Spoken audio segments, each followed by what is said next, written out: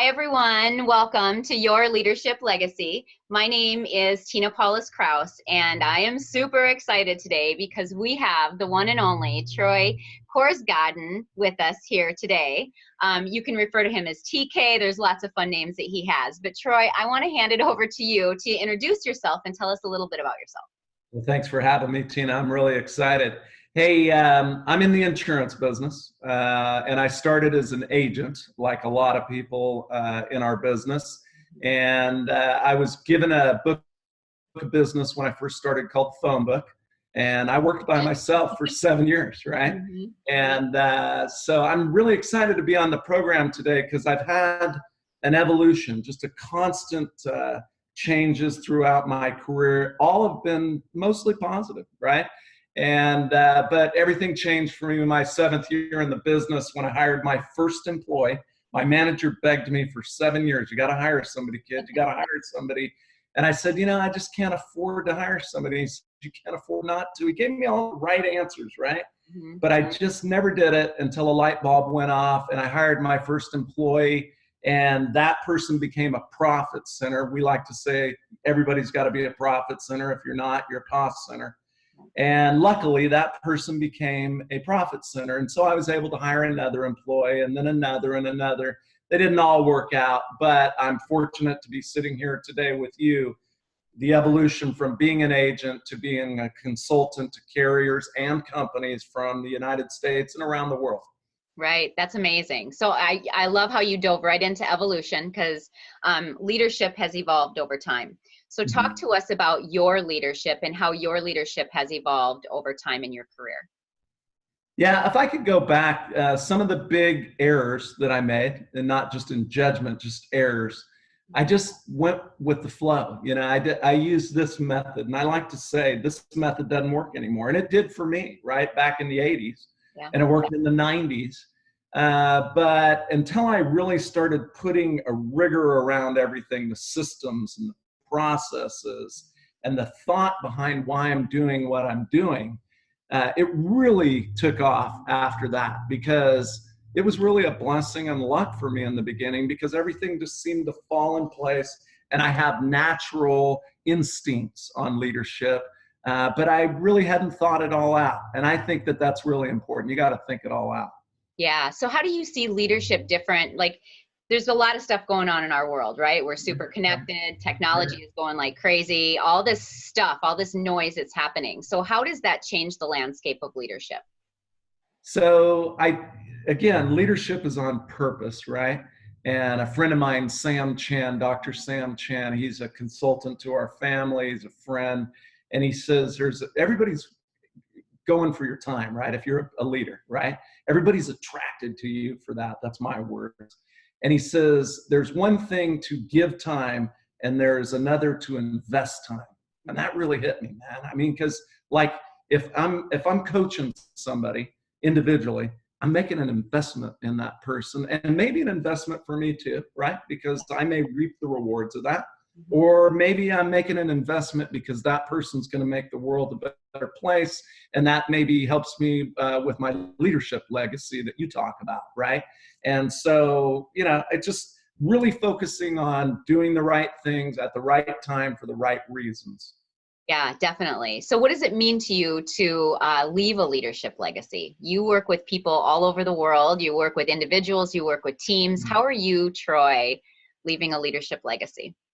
Yeah, foundationally, I think I've done it. If I bounced out of this world today, I think I've left a legacy, but I haven't left the legacy I want to leave, right? He not busy being born is busy dying, as Bob Dylan said. So you always got to be growing.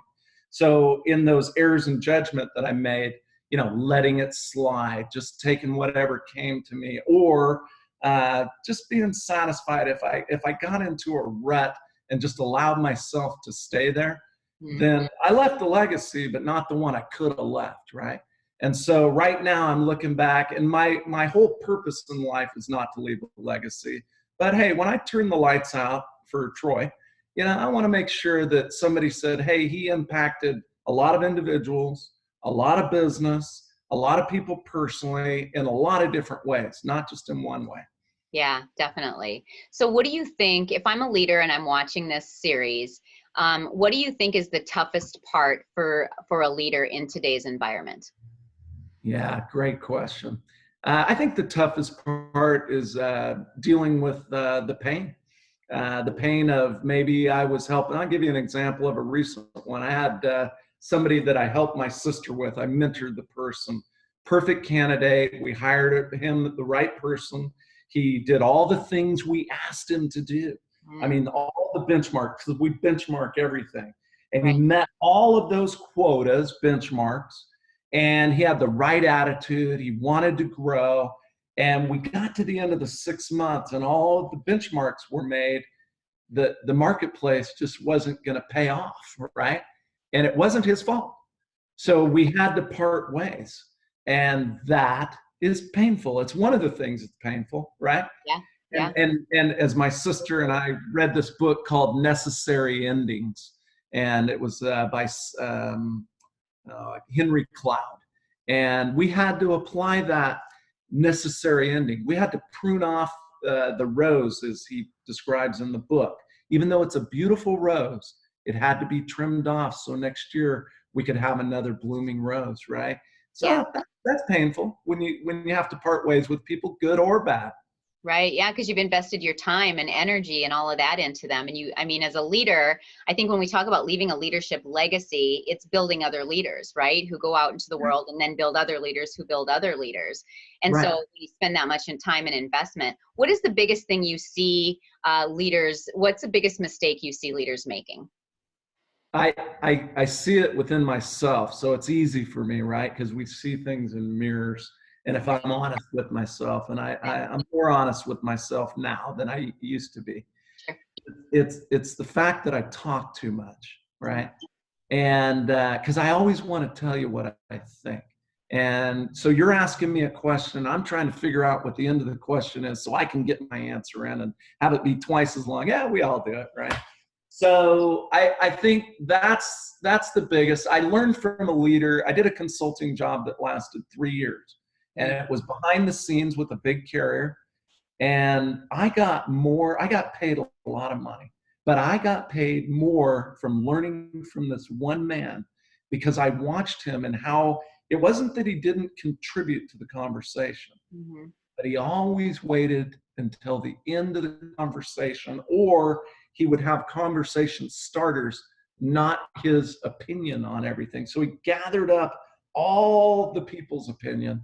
And then he said, this is what I'm hearing, and this is what I believe. And here are the next steps for us to move this transformation or move this product or move this forward.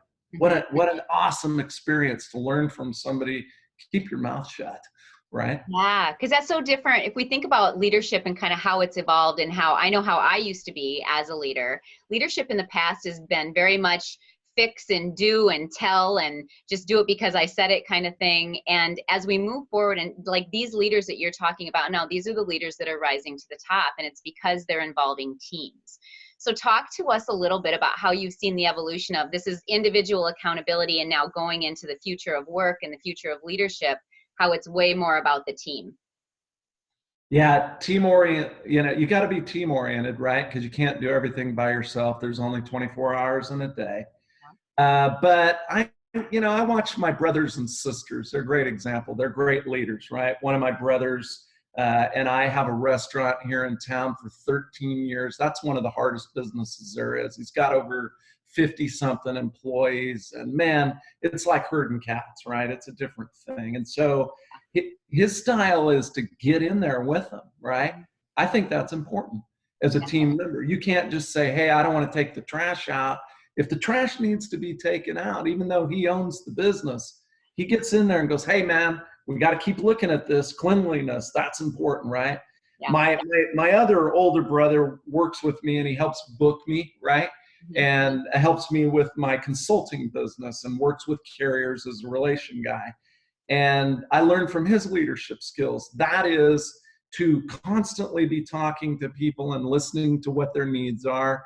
And again, leading by example. He's not trying to sell something to his team or sell something to the people he's dealing with. And then I'll take my other two sisters, which are in our business, the insurance business, right? Highly successful, leading teams of, one of them over 20, the other one over 12, maybe 15. And they just do an awesome job, again, by being in the trench. But I'm going to take theirs a step further. They delegate appropriately, right? And they inspect what they expect. And they set the goals, but they don't use this method, right? They make sure that everything's happening that should be happening. Yeah, I love, and I'm like looking for your book right now. So what I love, so you're talking, a lot of what you're talking about is the operations, right? Sure. The operations of the business and systems and processes and stuff like that, which brings me to your book, Discussion Partner. So I wanted to make sure that I gave you a chance to talk about that. Like, what was the inspiration behind this book, and tell us a little bit about it. Yeah, and I think it does apply to leadership, right? Because whenever you go through a transformational change in a industry like we're going through, and that's what the book's about. There's a big tsunami of change coming, and everybody wants to know, how do I deal with it? How do I retool? How do I reposition? And in my mind, right, you may have a team of 3 people or 30 people, but maybe they're not going to be the right team for a year from now, 2 years from now, 3 years from now. Hard decisions, right? And so as you assess where you're at as a leader, the book talks about, okay, do I have the right people on the team? Are they going to be able to provide unrivaled service? Because we're moving from a product peddler environment in insurance to an advisory only, okay? Eventually, that's all it's going to be. So what is the differentiator? It's service. Giving people such great service, they come to you for everything, even things you don't sell, right? Right, yeah. And so you're the gateway to all things. Well, to wrap your head around that as an owner, and then to wrap your head around it, if you've been in working on the team and you're making a good salary and everything seems to be going along great, well, you know what? That's how it was going when Montgomery Ward's went out of business, right? When Sears started to have trouble. And when Amazon came, it changed the landscape too. So, you know what? We can't have that happen to us. I made a quote today for somebody, and it was, the horse and buggy, the relevance started to go down, but that didn't mean the need for transportation went away, right? So that's where we're at. But you got to lead people from where we're at today to where we're going to be a year from now, 3 years from now. And I believe it's not 5 years anymore. I think it's 3. I think it's that quick. I think it's here, right? Yeah, I do too. I think it's here. So we both have backgrounds in the insurance industry. Yeah. As I hear you talk, as I read this book, I think it's bigger and broader than just the insurance industry. I think it's kind of business in general these days, right? And so as you work with leaders and agency owners and business owners and all that in your consultancy and in your work and all of that, what is holding them back? Like, why are these business owners not understanding that we have to move and change along with kind of where we're going? Sure, I think it's human nature, right? And so if I'm speaking to a group of executives, or I'm speaking to a group of agents or a group of team members, there are people that are sitting in the front row and they're taking notes, and they're going to take those notes and they're going to go back within 72 hours and they're going to be executing to the things that are important to them in their business, right? But the majority of people are going to go, man, I know this all makes sense. I just don't know where to start. Or I'm going to wait to see if it really happens, Yeah. And I'll give you an example I give in the book. Everybody thought that when the ATM machine came out, right, that banking was dead, okay? And that people would just be dealing with a machine. But hey, when you inherit 300 grand, you don't go to the ATM machine and go, hey man, here's my 300, okay? Or if you inherit $1 million, or you win the lottery, whatever, there's still a need for personal bankers, right? And so you apply that same thing and you go, it makes sense to me. I'm sitting in the front row, or I'm in the back. And I can't wait, right? Because if I wait, I'm going to get run over. And so I need to do something. And I used to say the way forward was incremental change. I don't say that anymore. I think you need to draw a line in the sand and say, hey, look, I'm in this business. I want to stay in this business. And if I do, I got to bring more value to the people I do business with. How, as a team, are we going to deliver that? And I bring my team in, no matter who they are, whether it's a carrier, whether it's agents, and I don't care who I'm working with, but I like working with leadership, because if they're not on board, Yeah. it isn't going to happen, right? Great. So their agents aren't going to get the message the way they want them to. Right. Exactly. Exactly. So if I'm that person that's sitting back and just watching and saying, it's just a fad, it's not going to last long. Like, what is the, but really my fear underneath that is I don't know where to start. What's the one piece of advice that you would give somebody on where do I even start? You know, I learned this, I sat in a talk and I listened to someone. I'd give credit where credit is due, but there are no new antiques, right? So I don't know where to give this credit.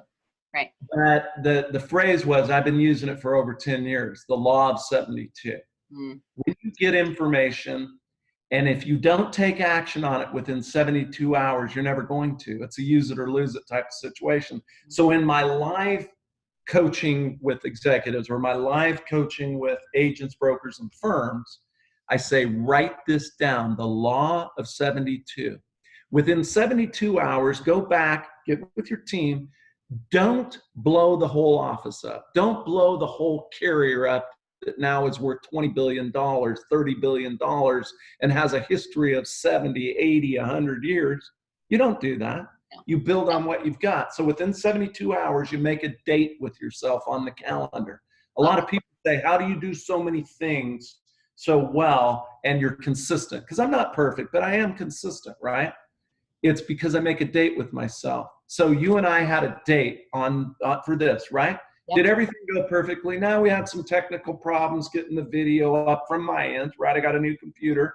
But Emily, my assistant, planned everything in advance. So we started connecting a half an hour before. But we made a date with ourselves on the issue. And you were the most important issue.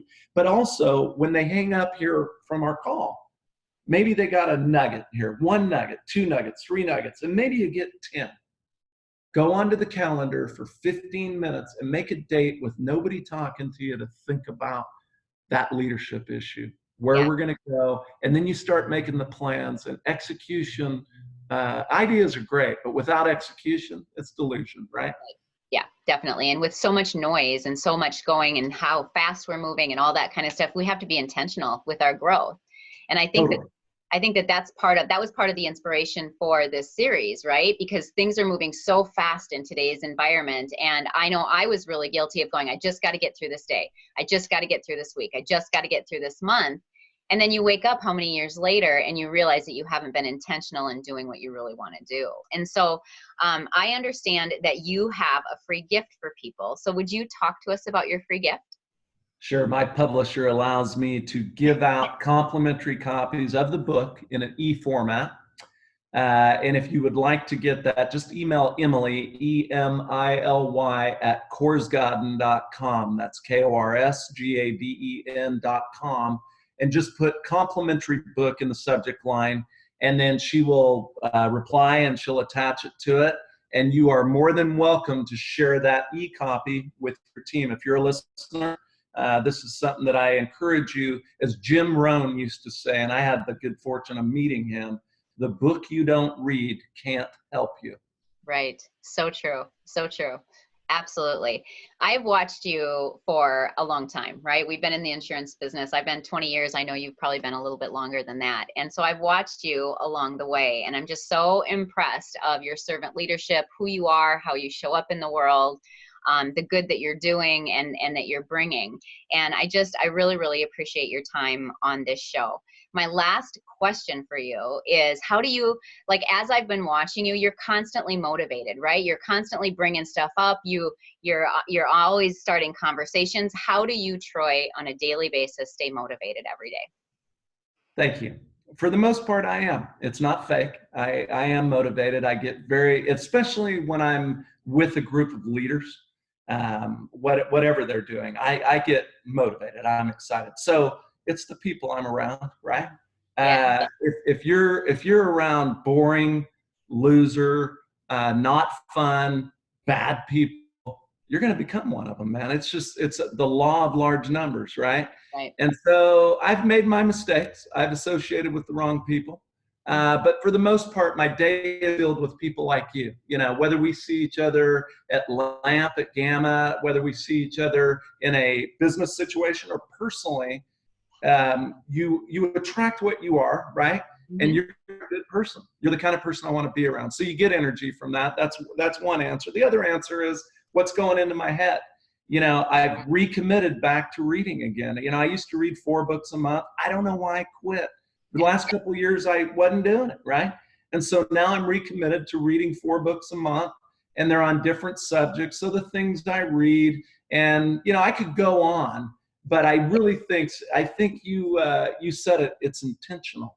I love that word. It really is intentional. So to stay motivated, you don't want to be a goofball. But you do want to think about it and what is going to feed me to keep me motivated, because that's one of the key ingredients to success. Yeah, absolutely. So after the readers read your book, what is the next best book that they should read? Oh, wow.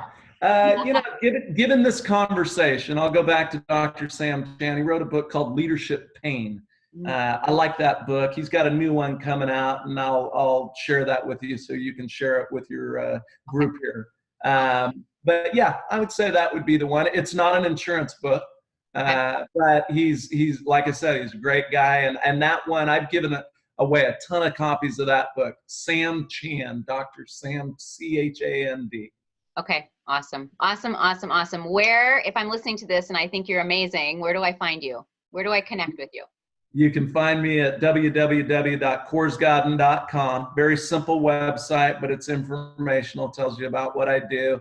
If you need resources, just email Emily, whether it's a video, whether it's a script, or whether it's what we call talk paths to talk to people. Just send it on, and just mention the fact that you're a friend of Tina, and that will help us to know that we're giving it to the right person. Awesome. Good. Yeah. Awesome. Amazing. All right. It's crazy how fast the time goes, right? But our time is done. And so I just want to thank you so much for being a part of this show.